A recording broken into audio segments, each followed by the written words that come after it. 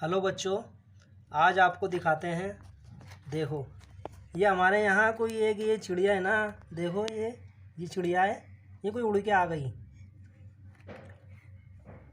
ये बहुत नन्ही सी चिड़िया है और इसके लिए हमारे घर के बच्चों ने ये एक इसका घर बनाया है, हाउस। ये देखिए, ये चिड़िया का घर है, छोटा सा। और ये इसके चाय पीने का कप है। ये चिड़िया सुबह उठती है और इसमें से चाय पीती है।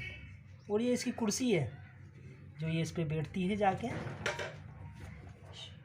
और यहाँ पर ये इसका सामान मेकअप करने का, और यहाँ इसका खाना तैयार होता है। ये देखिए, ये कितनी नन्ही सी चिड़िया है। ये मेरे हाथ के ऊपर बैठी हुई है। अगर आपको अच्छी लगी, सब्सक्राइब ज़रूर करना।